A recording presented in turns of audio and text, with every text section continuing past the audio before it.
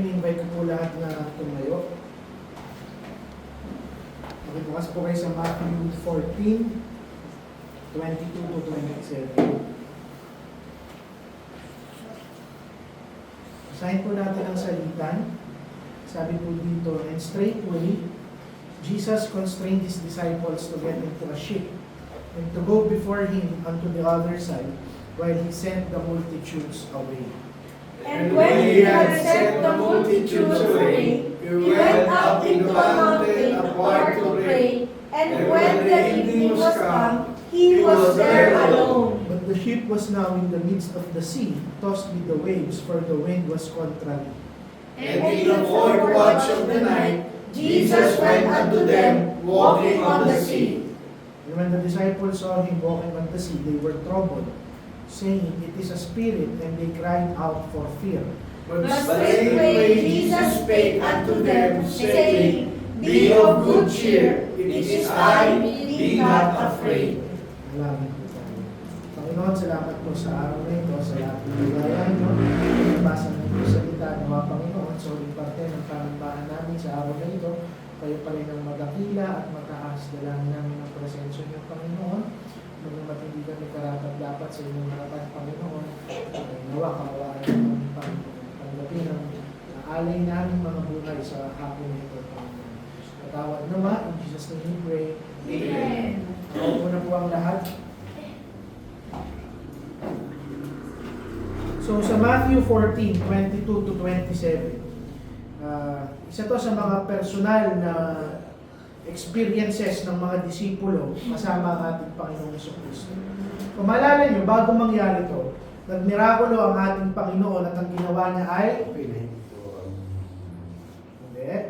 Anong ginawa ng Panginoon? Di ba nagpakain? 5 loaves and 2 fishes. Pinarami niya. Pagkatapos nun, nakita natin yung victory ng Panginoon, kapangyarihan niya, yung success niya. Pero ang ginawa niya rito, without warning, sabi doon yung salitang ginamit, kinonstrain niya yung mga disciple. Pag sinabi natin constrain, hindi niya lang inutusan. Pinilit niya, sinigurado niya, na aalis yung mga disipulo, maglalakbay sila doon sa karagatan, pinaalis niya yung mga disipulo. Bakit kaya? Pinapatawid niya. Bakit kaya? Ba't siya nagpaiwan? Ano ang nangyari? Mamaya. Ngayon, sa pagsunod ng mga disipulo, sumunod sila sa Panginoon, pinilit sila ng Panginoon na sumakay ng bangka, at yung bangka nila, hindi po ito yung roro, hindi rin ito speedboat. Yung bangka nila sa kanilang kapanahunan, meron silang mga sagwan. Ang English po ng sagwan ay hindi. Oars. Yan po ang English ng sagwan. Pinagsagwan sila, pero imbis makapahinga sila, ang nangyari sa kanila, habang nagsasagwan sila, biglang nagkaroon ng bagyo. Malakas yung hangin, malakas yung alon, pagod na silang magsagwan para ma-make sure na ligtas sila. At ngayon, yung passage natin, itinatama yung pagkakamali ng maraming mananampalataya kung ano ba yung ibig sabihin ng faith o pananampalataya. Marami ang nag-iisip na kung lalakad sila kasama ang Panginoon, marami ang nag-iisip pag nanampalataya sila at naging Kristiyano sila, ay magiging suwabe yung lakbay nila dito sa karagatan ng buhay. Pero pinapakita ngayon ng Scripture, baliktad ang nangyayari sa mga Kristiyano. Sometimes, yung Diyos na nagpro-provide miraculously, katulad na lang sa 5 loaves and 2 fishes, sa rin yung parehong Diyos na pinapadala tayo sa mga bagyo ng ating buhay. Yung bagyo na naranasan ng mga disipulo sa gitna ng karagatan, hindi po yan aksidente. Aware ang Panginoon sa lakas ng hangin, alam niya na babagyo, alam niya na lalakas yung alon, alam niya mapapagod yung mga disipulo kakasagwan. Pero pinahintulutan pa rin ito mangyari ng ating Panginoon. At mamaya po ipapaliwanag natin kung bakit. Hindi po ibig sabihin yan na masaya ang Panginoon na nakikita na naghihirap tayo. Ngayon, habang nag-struggle yung mga disipulo, dahil nandun sila, pagod na silang magsagwan, Pagod na sila sa lakas ng hangin at ng alon. Kung iniisip nyo na wala sa eksena ang ating Panginoon, na absent siya, nagkakamali po tayo. Ang sabi dun sa text, umakyat siya doon sa bundok at siya ay nanalangin. Hindi man siya nakikita ng mga disipulo, pero aktibo siyang nananalangin para sa kanyang mga disipulo. At sa kalagitnaan ng gabi, na kung saan pagod na sila, takot na sila, pumunta ang Panginoon, hindi gamit ang isang bangka, pero naglakad siya doon sa tubig na kanilang kinatatakutan. At pinapakita ngayon sa atin ng text natin ngayon, na yung mga bagyo sa ating buhay, hindi yan senyales na iniwanan tayo ng ating Panginoon. Minsan, yung mga bagyo sa buhay natin ay gagamitin ng Panginoon para ipakita niya sa atin kung sino yung Diyos na nagligtas sa atin. Amen. Unang punto, minsan, actually hindi nga minsan, madalas, yung pagsunod natin sa ating Panginoon, ito yung magdadala sa atin sa bagyo ng buhay. Amen. Kita nyo, very intentional si Matthew sa words na ginamit niya. Pwede niyang sabihin that Jesus commanded His disciples na sumakay ng bangka, magsagwan, at maglakbay.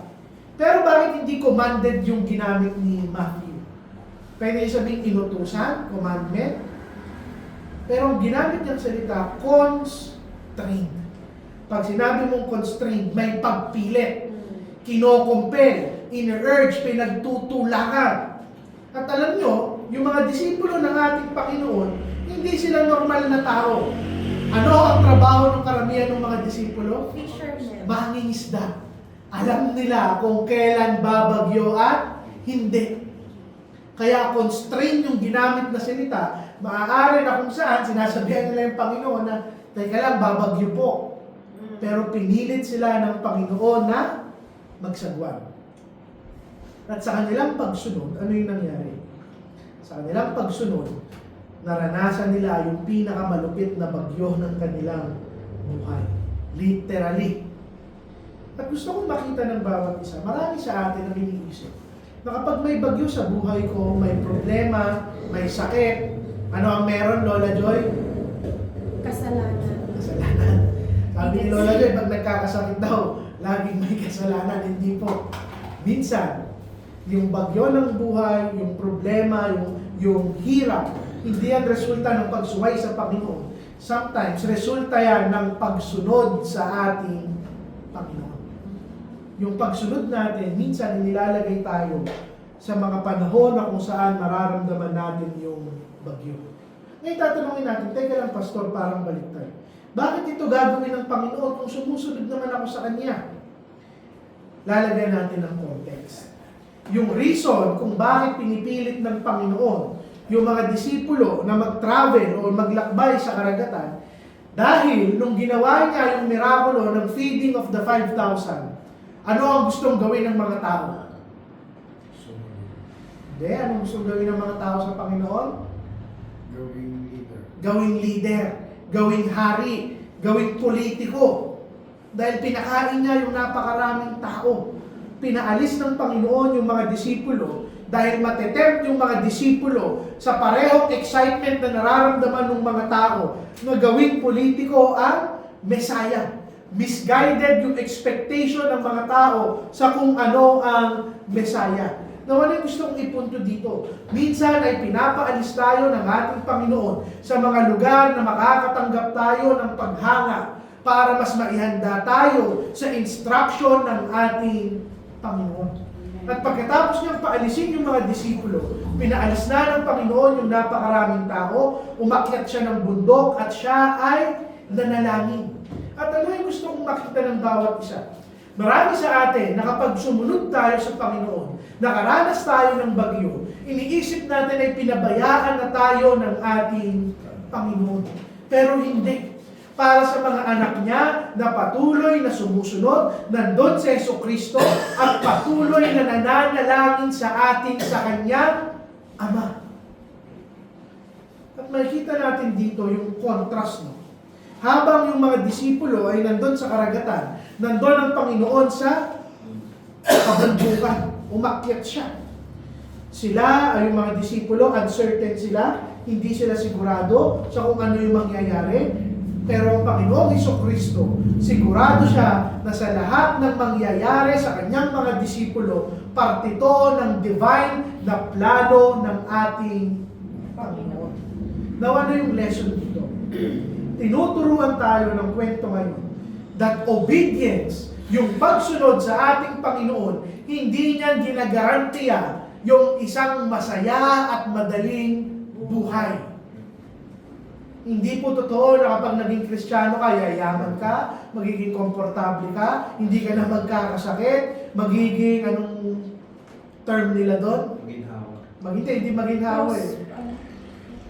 Prosperous, na prosperity gospel, yung itinuturo, hindi. Ang katotohanan, yung katapatan natin sa ating Panginoon, hindi tayo ine-accept sa hardship, sa paghihirap. In fact, ang katotohanan, the moment na sumunod ka, ma-expose yung weakness mo, at higit sa lahat, mas mahihirapan ka, hindi dahil masaya ang Panginoon na mahirapan tayo, pero dahil sa ating kahinaan, na itataas natin yung sufficiency at kapangyarihan ng ating Panginoon.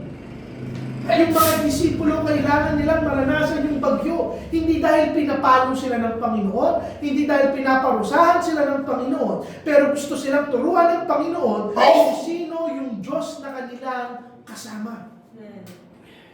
At tingnan nyo, never naging careless ang Panginoon sa kanyang utos. Nung pinadala niya yung mga disipulo, hindi tanga yung Panginoon na hindi niya alam na babagyo. Alam ng Panginoon na babagyo. Alam niya na mahihirapan sila sa alon, mahihirapan sila sa hangin, at higit sa lahat, mahihirapan sila sa dilim. At pag pinagsama-sama mo yun, dagdag pa yung hirap nilang magsagwan. Doble at triple yung hirap magsagwan kapag merong bagyo sa karagatan. Ano yung punto? Yung pagsunod na naghahatid sa atin sa difficulty at sa problema, hindi ibig sabihin nagkamali ang Panginoon ng utos. Pero kasama yan sa disenyo at plano ng ating Panginoon.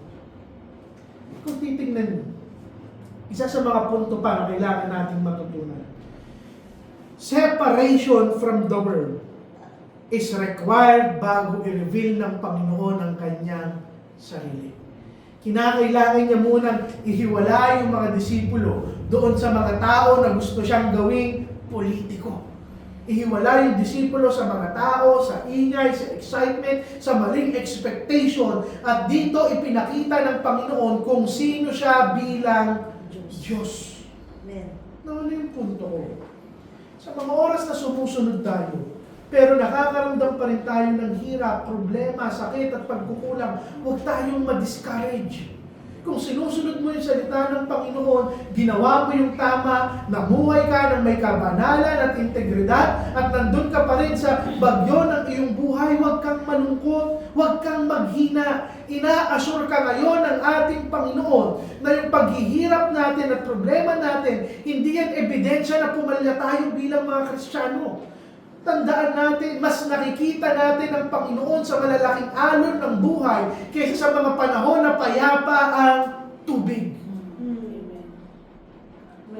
Kapag nagkakaroon tayo ng problema, difficulty, nape-persecute tayo sa mga oras na sumusunod tayo sa ating Panginoon, layuan natin yung temptasyon na para bang kinu-question natin yung wisdom ng ating Panginoon. Alam nyo, yung bagyo doon sa buhay ng mga disipulo, sabi ko nga, hindi ibig sabihin niya na indifferent ang Panginoon o wala siyang pake or absent siya. Dahil habang nararanasan nila yung bagyo, nananalangin ang ating Panginoon. No, ito yung tanong. Sa oras na bumabagyo ang ating buhay, magpapatuloy ka bang sumunod sa Panginoon na magsagwan at maglakbay despite ng pagod natin sa lahat ng nangyayari sa atin?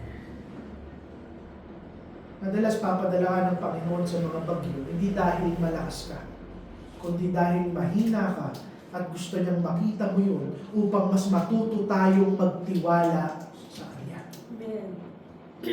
Pangalawang punto. Makikita nyo, sabi ko nga sa inyo, Talagang pinapagod ng bagyo yung mga disipulo. Sabi po sa verse 24, "But the ship was now in the midst of the sea," kalagitnaan ng karagatan, "tossed with the waves," para silang hinahagis ng alon. "For the wind was contrary." Pag contrary, ang ibig sabihin nun, magkabilang panig, gumahataw yung hangin. Dinidescribe dito na ni Matthew yung kalagayan nila bilang mga disipulo. Sabi doon, in the midst of the sea. Kalagitnaan ng dagat. Pinapakita ni Matthew na hindi sila safe. Malayo sila doon sa shore, sa tabing dagat. Nandun na sila sa gitna, malayo na sila sa safety. Hindi na madali sa kanila na bumalik. Kumbaga, hindi na nila option na bumalik at maging ligtas. Ang option na lang nila, manatili sila sa gitna o magpatuloy sila upang marating nila yung kabilang isla. Pero makikita mo, they are committed. Hindi dahil pinili nila, pero dahil wala na silang choice kung hindi magtuloy-tuloy ng pagsagwan. At yung pagsunod nila, dinala sila sa isang lugar na kung saan nakakapagod. Pangalawa, hindi lang sila sa gitna ng karagatan, sabi doon, tossed with the waves. Hinahampas sila at binabato sila ng alon. Hindi ito yung alon na malakas lang, talagang bagyo ito. Talagang ini-imply ng lengguwahe na ginamit ni Matthew na binubugbog sila ng alon. Hindi sila nakakapahinga rito. At tandaan nyo na hindi sila basta-basta tao, sila ay mga mangingisda. Para sa isang mangingisda na mapagod habang bagyo, talagang sinasabi sa atin na napakalakas ng bagyo na kanilang nararamdaman. At pinapakita ni Matthew na hindi na sapat yung skill nila bilang fishermen, yung experience nila bilang mangingisda, at yung lakas nila, hindi na sapat para sila ay iligtas. At ang pinakamahirap dito, sabi, the wind was contrary. At kapag napakalakas ng palo ng hangin, yung bawat sagwan mo, lumalaban yung tubig at alon. Yung magsagwan ka nga lang ng 30 minutos, nakakapagod na eh. Sa lake. Paano pa kaya yung kailangan mong magsagwan at bawat sagwan mo, lumalaban yung tubig sa lakas ng hangin. Ibig sabihin, bawat sagwan nila, kailangan ibuhos nila yung lakas nila, pero kakakarampot yung iaandar ng kanilang bangka. At nakikita nyo, hindi ito sudden crisis. Matagal yung bagyo na nangyari dito.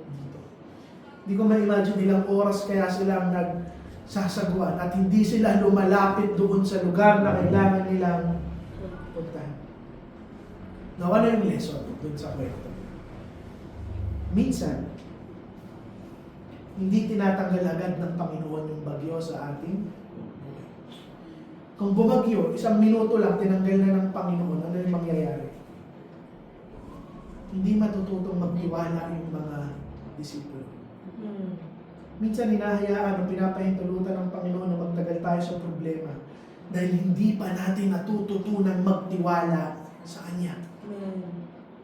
Yung mga disipulo, alam mo, hindi sila wala sila sa delikadong lugar dahil kulang yung kanilang lakas o kulang yung kanilang kaalaman o kulang yung kanilang skill. Sabi ko nga sa inyo, mga mangingisda to, sanay na to sa karagatan. Nandun sila sa delikadong lugar dahil mas malakas yung bagyo kesa sa kanila. At pinapahintulutan to ng ating Panginoon na maubos yung lakas natin, kakasagwan sa buhay na ito para matutunan natin na sa ating kakayanan wala tayong magagawa. Amen. Na ang tanging pwede natin gawin ay umasa sa Kanya. Amen. At ito rin yung gusto kong matutunan ng bawat isa. Yung pagkapagod, hindi ibig sabihin niya na pumapalya ka bilang Kristiyano. Kung napapagod ka, dalhin mo yan sa paanan ng ating Panginoon. Amen. Kung dinadala ka ng Panginoon sa dulo ng PC mo, dahil gusto niya na humawa ka doon sa tali na ibinibigay niya sa iyo. Amen. Alam niyo, kung pumunta ka agad ng Panginoong Jesucristo, magiging mababaw yung lesson na matututunan ng mga disipulo. Di ba? Kung isang minuto lang yung bagyo, sasabihin ng mga disipulo, Panginoon, ba't ka pa dumating? Kaya ko naman. Madali lang eh, isang minuto lang ako mahihirapan eh. Pero yung napakatagal na struggle nila, mas lumalalim yung dependence nila sa ating Panginoon. Now, yung contrary wind dito, yung ihip ng hangin na magkasalubong, hindi ibig sabihin na nagkamali yung Panginoon ng direction sa kanila. Pero ang totoo, ito yan. Papunta yung mga disipulo doon sa lugar kung saan sila gustong papuntahin ng Panginoon, kahit na laban sa kanila yung lahat ng bagay. At ito rin yung gusto kong makita ng bawat isa, na maganda rin naman sa mga disipulo ng Panginoon. Hindi sila tumigil magsagwan. Pati dito yung tanong ko sa iyo.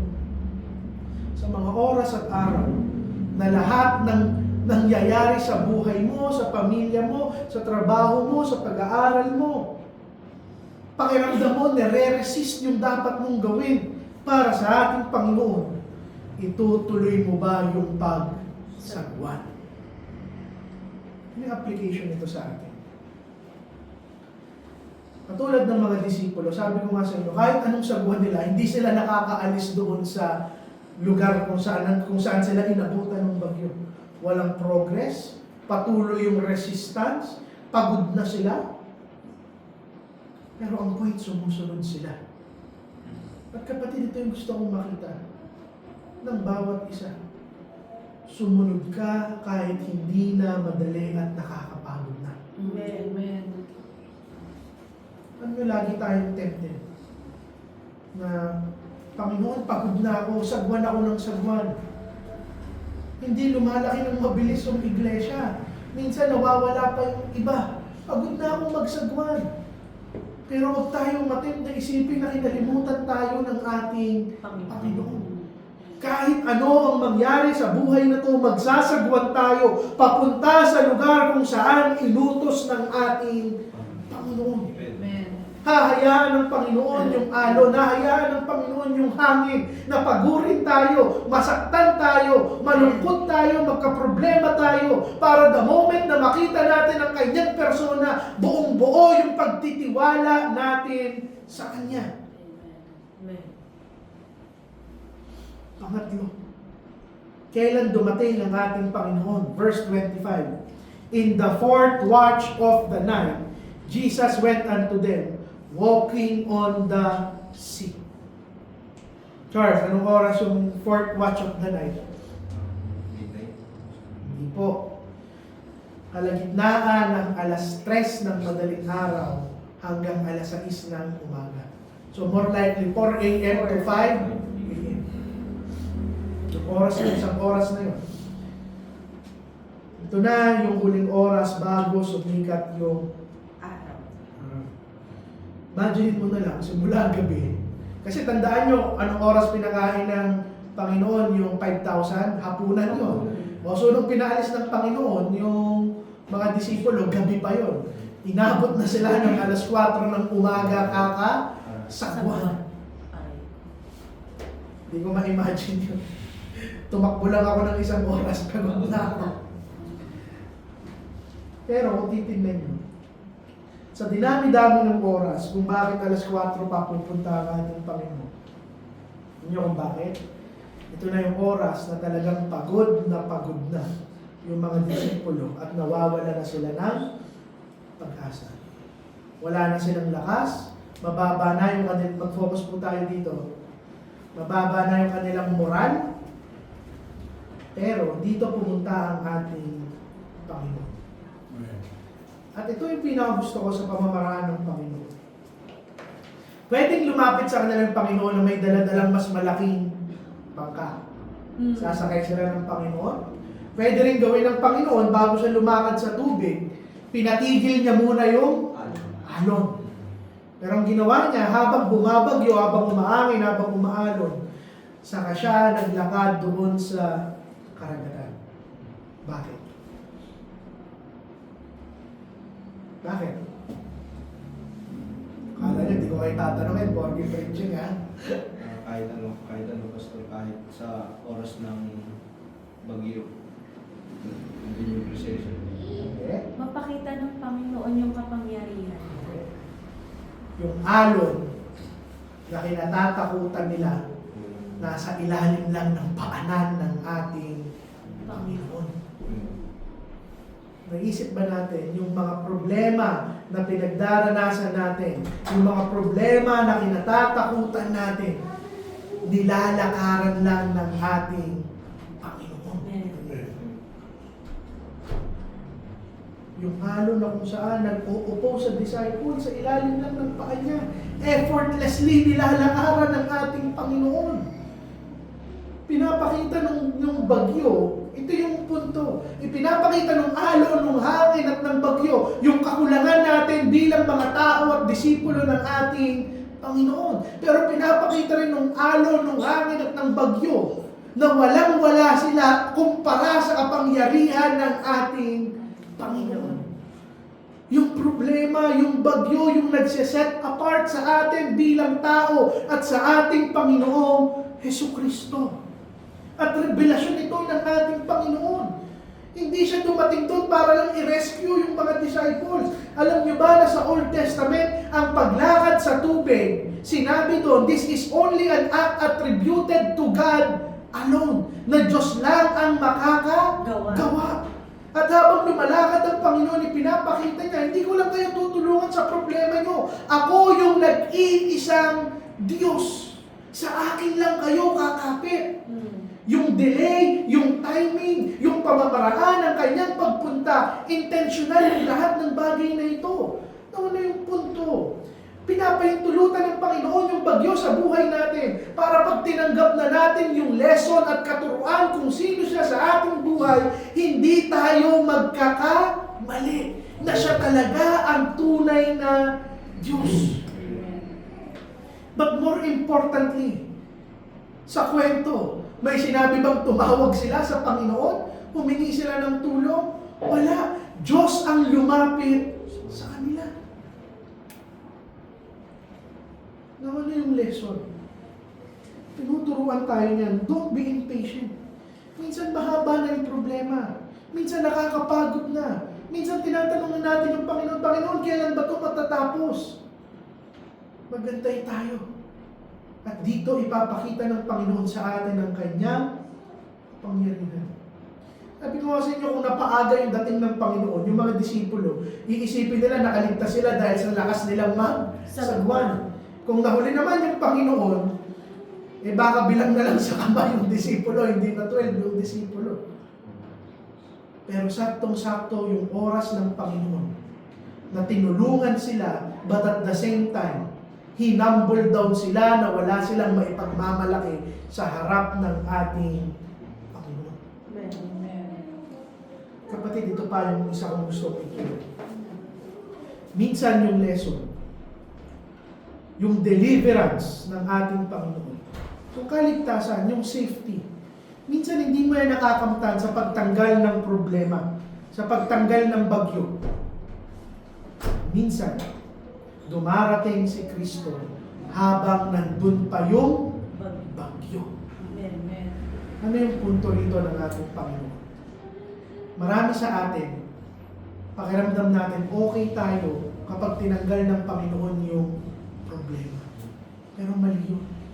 Dapat maging okay tayo pag alam mong kasama mo yung Panginoon sa kalagitnaan ng iyong problema. Amen. Maraming mga mananampalataya nag-i-struggle kapag pakiramdam nilang tahimik ang Panginoon. Pag wala yung Panginoon. Pag antay sila ng antay sa Panginoon at pagod na silang magsagwan at walang nagbabago sa kanilang buhay. Pero kapatid, nakikita ka niya. Ipinapanalangin ka niya. At antahin mo ang kanyang presensya. Maupo na kayong dalawa, nakaka-distract lang.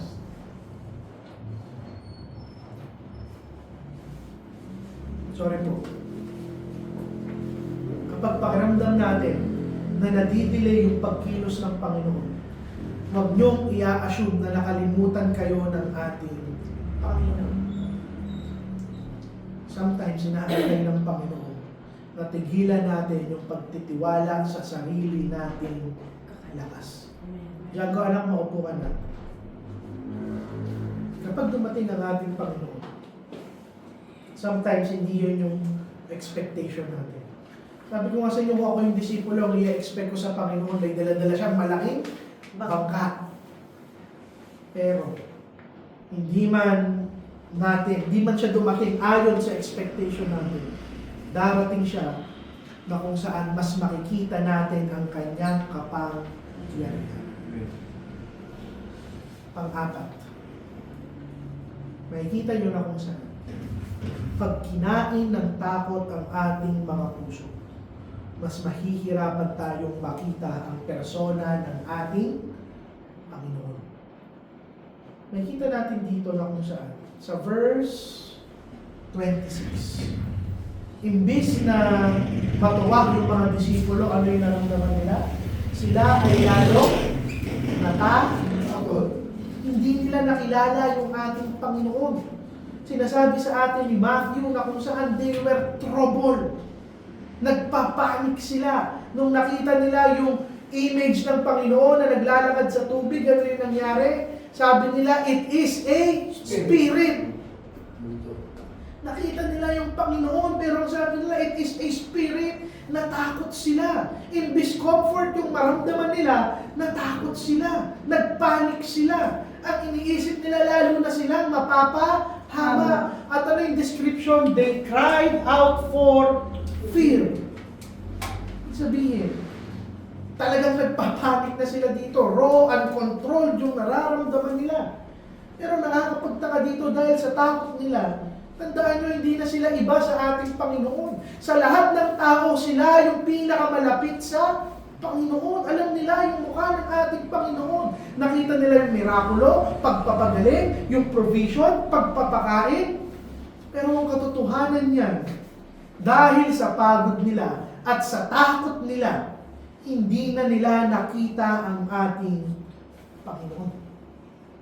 Naman na yung punto. Fear distorts faith.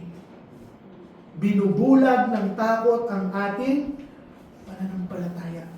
Sa mga practical na bagay nangyayari ito.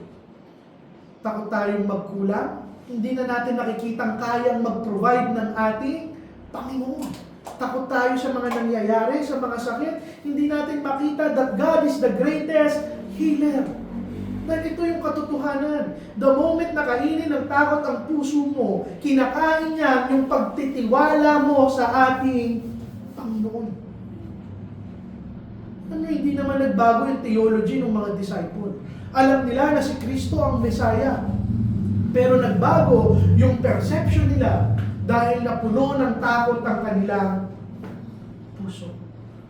Naman yung application yan sa atin bilang mga mananampalataya. Marami sa atin na experience to. Kumikilos na ang ating Panginoon. Pero imbis na magbigay ng comfort sa atin, natatakot tayo. Ano yung punto ko? Sometimes na may misinterpret natin yung nearness ng Panginoon. Yung correction niya, nagiging rejection. Yung pagtahimik niya, pananalangin niya para sa atin, ang pakiramdam natin, inaabandon na tayo. Pero ngayon sinasabi tayo, huwag mong hayaan yung takot mo na mag-interpret sa persona ng ating Panginoon. Hinahayaan mo ba yung takot mo na mag-define ang realidad ng buhay mo bilang Kristiyano?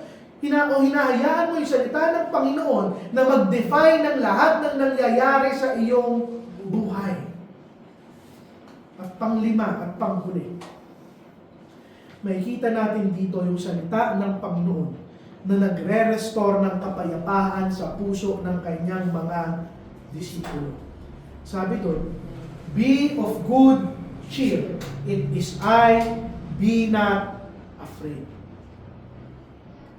Makikita natin dito na kung saan takot na yung mga disipulo. Hindi na nga nila nakilala yung Panginoong Jesucristo sa kanilang takot. Makikita nyo, yung way ng Panginoon, agad-agaran, straight way. Nung nakita niyang takot yung mga disipulo, hindi na siya nagdalawang isip. Kinalma niya yung mga disipulo. Isip ko kung ako yung Panginoon, baka una kong gawin, i-rebuke yung mga disipulo. Bakit kayo natatakot? Hindi niyo ba ako kilala? Hindi niyo ba ako nakikita? Hindi niyo ba alam na makapangyarihan ako? Pero hindi yun yung sinabi ng ating Panginoon. Hindi niya rin sinabi na huwag na kayong matakot, tapos na yung bagyo. Hindi niya yun sinabi. Habang bumabagyo, ang sinabi niya, be of good cheer. Magkaroon kayo ng tapang. Magdiwang kayo. Maging masaya kayo. Andito na ako. At ano yung sinabi niya? Bakit daw sila magdidiwang? It is I. Sa ibang translation, I am. Nandito na ako. Ako ang Diyos. Ako ang Panginoon. Ako ang makapangyarihan. Nandito na ako. At panghuli sinabi niya, be not afraid. Huwag na kayong matakot. Narinig nyo ngayon yung katotohanan na nandito na. Ako ang buhay na Diyos. Wala na kayong dahilan pang matakot. Nagbago ba yung bagyo? Hindi. Nawala ba yung alon? Hindi. Tumigil ba yung hangin? Hindi. Walang nagbago sa sitwasyon ng mga disipulo. Ang nagbago lang, andito na ang persona ng ating Panginoon. Sa ating pamumuhay, ganito rin. Whether or not may problema sa wala, may bagyo o wala, payapa sa hindi, ang tanging bagay na mahalaga sa buhay natin, nandito ang ating Panginoon. Kapatid, hindi nila nakuha yung comfort sa explanation, sa strategy. Hindi nila nakuha yung comfort na tapos na yung bagyo. Nakuha nila yung comfort dahil alam nila at kilala nila yung Kristo na kanilang kasama. Kapag in-overwhelm na tayo ng takot, ng bagyo, ng problema, ng hirap, hindi mo kailangan na matapos yung problema. Ang kailangan natin, i-refresh natin yung pananaw natin kung sino ang ating Panginoon Jesucristo. Sabi nga nung pinapanood namin kagabi sa YouTube, unbeliever to. Pero sabi niya, you don't have to wait for your problems to be over before you decide to be happy. Hindi niya nakuha na yung tamang punto doon. You don't have to wait for the storm to be over to be happy. Kung kasama mo ang ating Panginoong Jesucristo. This passage teaches us, patutunan natin magtiwala doon sa Diyos na may hawak ng bagyo. Amen. Kaysa matakot doon sa bagyo na gumugulo ng ating buhay. Ano yung pinaka makapangyarihang salita na pwede niyong marinig sa madilim na moments ng buhay natin? Hindi yung pangako ng kaginhawaan, pero yung deklarasyon ng ating Panginoong Jesucristo, it is I. Bilang pagtatapos. Marami sa atin, tungkol sa buhay ng Kristiyano, na mabuhay tayo in between the oars and the winds. Na mabuhay tayo sa gitna ng pagod ng pagsagwan at sa hampas ng hangin. Pagod, confused, takot, pero pinipilit na sumunod sa ating Panginoon. The moment na maramdaman natin, huwag kang ma-discourage. Huwag kang matempt na questioning ang pagmamahal at pag-ibig ng ating Panginoon. Pagpatuloy mo yung pagsagwan. I don't care kung pagod ka na o pagod na ako. Ituloy natin yung pagsagwan. At maririnig mo ang ating Panginoon. It is I, be not afraid. Amen. Manalangin po tayo. Panginoon, salamat po sa paalala at encouragement, Panginoon. Patawad nawa sa aming mga kasalanan. Nawa na papurihan po namin kayo sa araw na ito, sa lahat ng bagay na aming ginawa sa buhay namin, Panginoon. Salamat sa katapatan niyo at patawad sa aming mga kasalanan. In Jesus' name we pray. Amen. Next time po, announcement ha. Bago mag-worship service, umihi na lahat.